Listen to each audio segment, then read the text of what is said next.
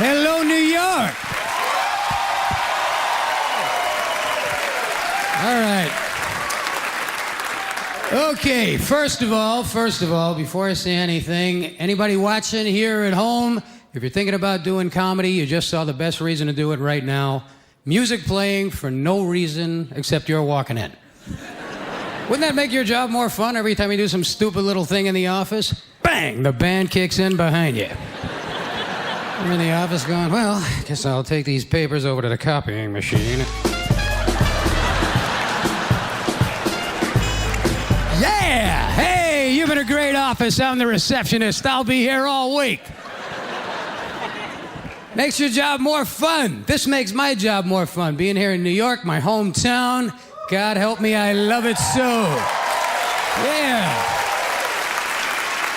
Because this city is always surprising. Today I went out to a deli, pastrami sandwich, $13.75. Walked back out in the street, genuine Rolex watch, $6. How many people in the audience applaud if you think it's better to be single than to be married? Cool. All right. We know who those people are. Those are the single people. Single or married, man. It's a tough choice. I think it's a close choice. Single or married. You know what it boils down to? Whether you want to be lonely or annoyed. Those are your... Whichever one makes you happier right there, because...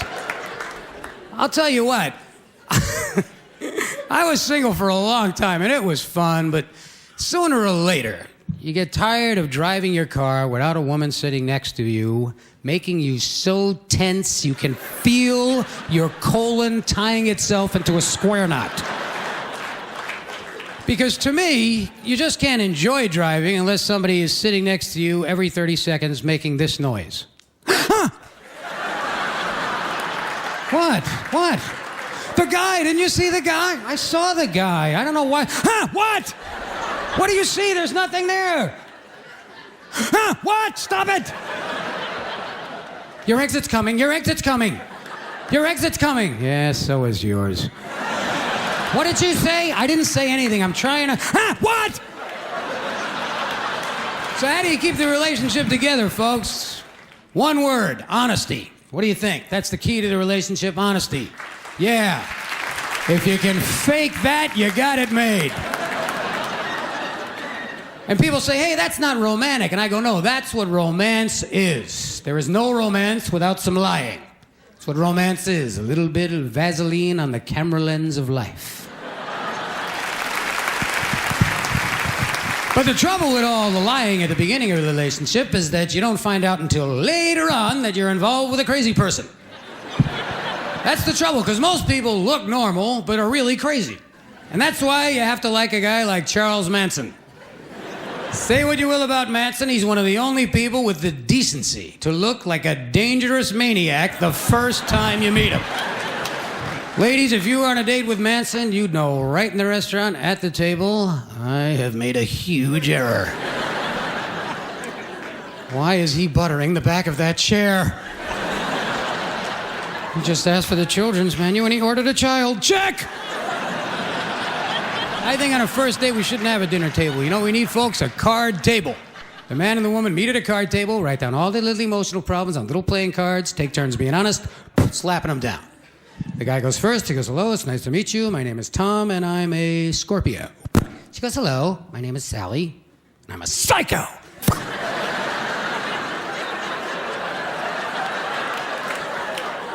Okay, my turn. My father used to lock me in the closet when I was 3.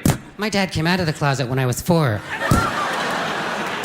Well, I'm self-centered and obsessed with my physical appearance. I'm from Los Angeles as well. Well, I can't have an orgasm unless I'm on top. I can't have an orgasm unless I'm on crack. All right, well, listen, I have an imaginary friend named Bosco. You know Bosco? All right, look, I'm neurotic. I need to see other people. I'm schizophrenic. I am other people. All right, take the pot. You win. I'm out of here.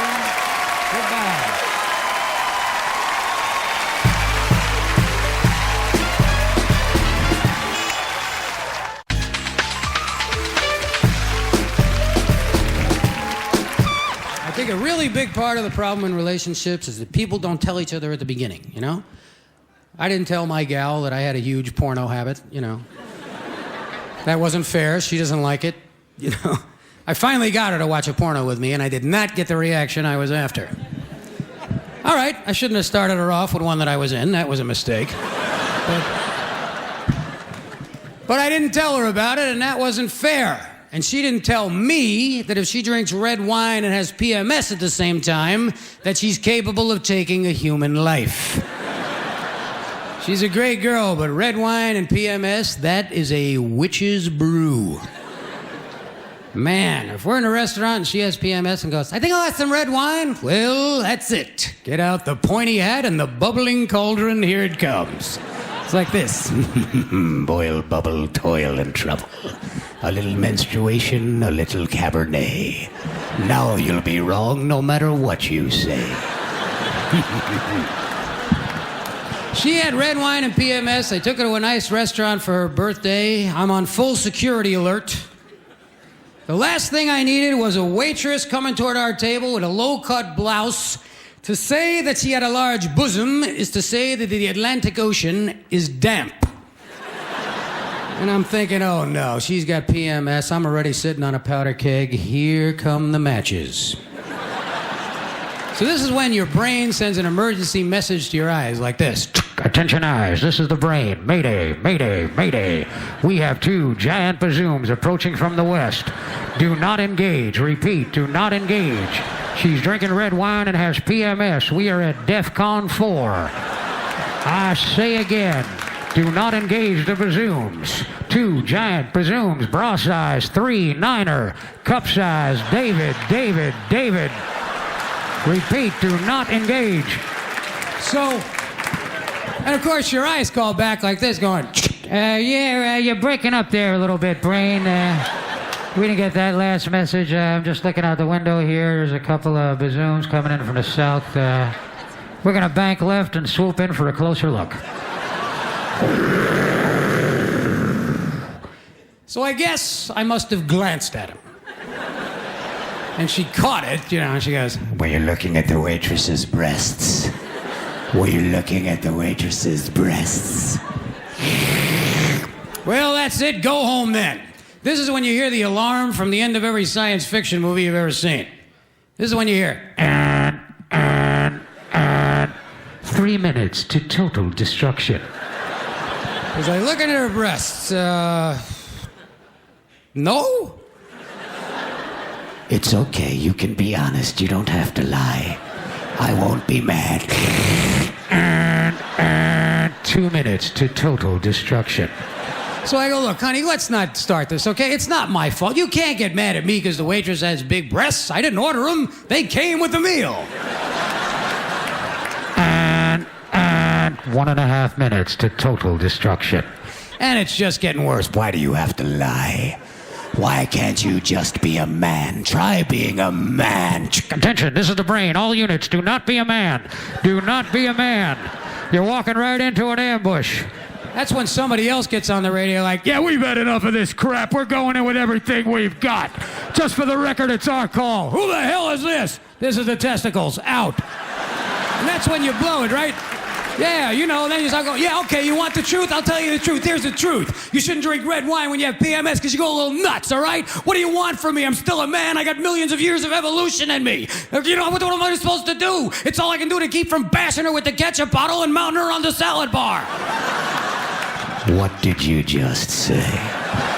Begin final destruction sequence. 10, 9. This is the testicles. She's gonna blow. We're pulling back. We're pulling back. 8, 7. Wait, honey, don't leave. I'm sorry. I was really wrong. I'm scum and you're good and I'm always wrong and I'm sorry and you're beautiful. Destruction sequence paused. And I never want to be with anybody but you the rest of my life. Destruction sequence terminated. Oh, that was close.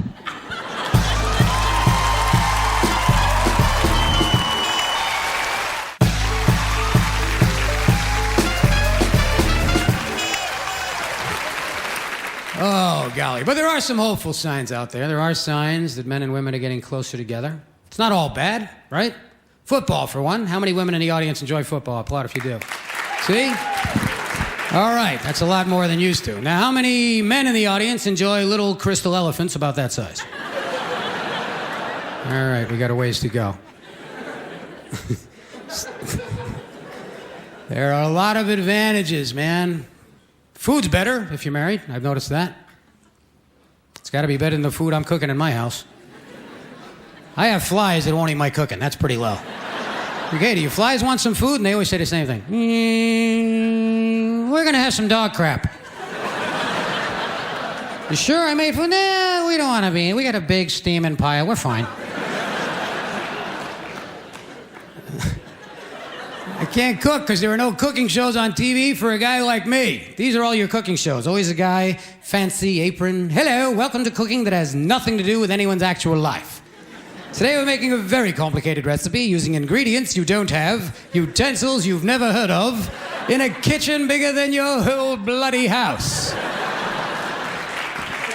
You're just sitting there, thanks. And you're going, why don't they ever have a cooking show where the host is just a regular pig? Why don't they have a cooking show where the host is a regular pig? Just some guy out there, he's in his underwear, big fat stomach, bald head, porno books, pizza boxes every place. A show called Cooking with Bill, the Belching Gourmet. A show for anybody who ever tried to make tuna fish on toast, but wound up in the burn unit with mayonnaise in their hair. Just a big pig man going, hey, thanks for tuning in to my show, Cooking with Bill, the Belching Gourmet. Tonight, I'd like to make a nice beef Wellington. And I'd like to be in a hot tub naked with Selma Hayek, but let's be realistic. Here's what I am cooking. Full-fat macaroni and cheese. Still 38 cents a metric ton for this crap. Just pop it in a microwave and set it on cardiac arrest. While we take a look at some of the mail that's been pouring in from you guys out there who need cooking advice. Here's a guy who writes in and says, Dear Bill, the other day my wife and I got into an argument over the salad forks. She says they go on the right, I say they go on the left. So here's my question. Do you think St. Louis can come back and get in the Super Bowl next year? And speaking of mysteries, why does Diet Coke always only have 1 calorie? If they get the other calories out, what's the problem with that last little bastard?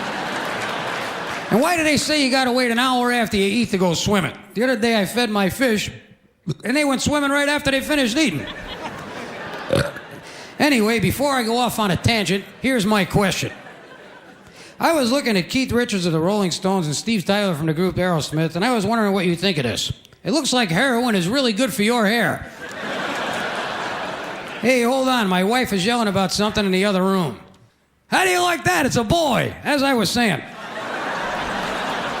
I'm worried about my health, and I've noticed that the more disgusting a food tastes when you eat it, the more likely it is to be good for you.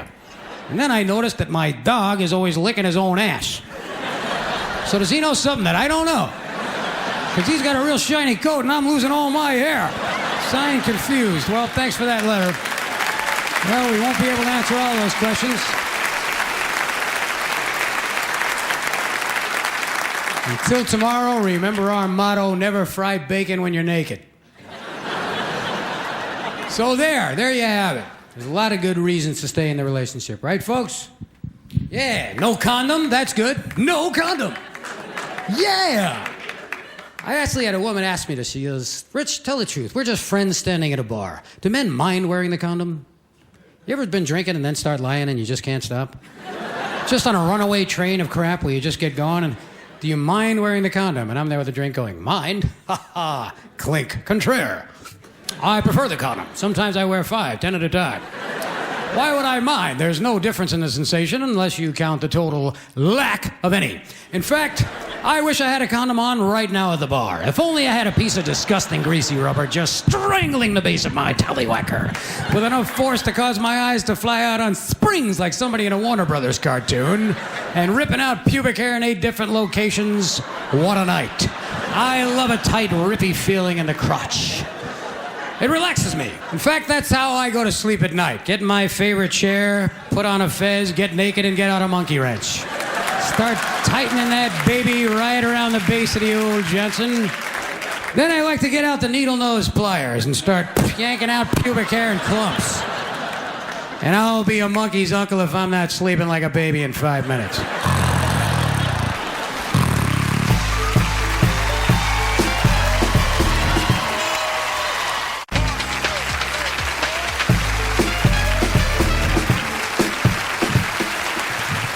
in the audience, how many people in the audience tonight, by your applause, believe in God? Applaud if you believe in God. Yeah. It's not surprising. Americans are a very spiritual people. I read the other day that 80% of all Americans believe that angels are real, which is amazing because 50% of Americans think DNA evidence is unreliable.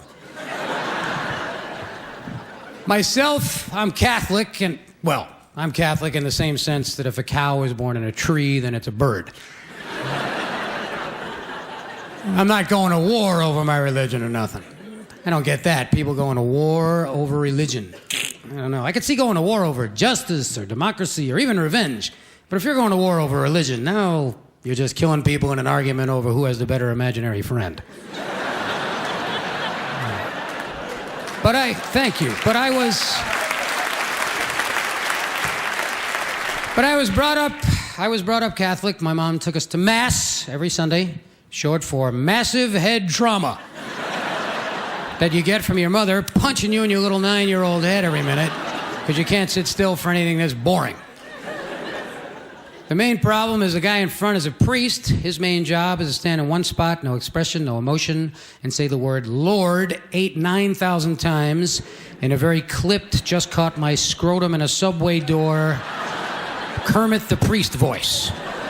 This is how our guy used to talk. I'm not making it up. Lord, oh Lord God, oh God, Lord, oh Lord, as I must do each week, let me repeat things over and over so as to fill up a butt-ass boring hour. Lord, you are holy, holy, holy. You are one holy guy there, Lord. You're 10 pounds of holy in a 5-pound bag, Lord. And I'd be sitting there, 9 years old, going, what are you, Rain Man? Why is this taking so long? What? Ow! Sit straight and shut up. What is wrong with you? You're in God's house right now. God is in here? Yeah, okay. I guess he must have lost a bet, because that's about the... Ow! You quit hitting me, Mom. What would God be doing in here? You told me God could go anywhere. If I was God and I could go anywhere, I wouldn't come here. If I was God, I'd be in front of this church by now on a cell phone smoking a cigarette. You'd walk out of the church and God will be there, and you say, hey, God, why aren't you inside? And he'd go, I couldn't take one more minute of that nonsense. And I kept thinking, our church is in the middle of Brooklyn, New York. Why don't they just get one of these local good fella Joe Pesci type of characters that lives here, let him conduct the Mass, and we'd all be out of there in 5 minutes? Why don't I just get some guy up there in a shiny suit on the altar who's got stuff to do? He walk, hey, how you doing? Welcome to Mass. Nice to see you. I'm the Reverend Vinny Sipichalis. Sit down, shut up, I'm double parked. Okay, here's everything you gotta know if you want to go to heaven. A long time ago, there's a garden, this broad is walking through, she talks to a snake, bites on an apple. That means when you're born, you're an evil, useless, worthless piece of crap. Goes without saying. Now, skip ahead, blah, blah, blah. Okay, the father sends down the son, there's a pregnant virgin in a barn, 3 wise guys come in from the east, that's Christmas, get a tree. Skip. Blah, blah, blah. Okay, this guy Jesus, he's doing good, but his friend rats him out. The Romans whack him, that's Easter, get a hat. So those are the main things. That's pretty much it. You got the priests, the saints, the Cardinals. Right now, the Saints are playing the Cardinals. I got a huge bet on the game. I gotta get out of here. God bless you. See you next week. Yeah.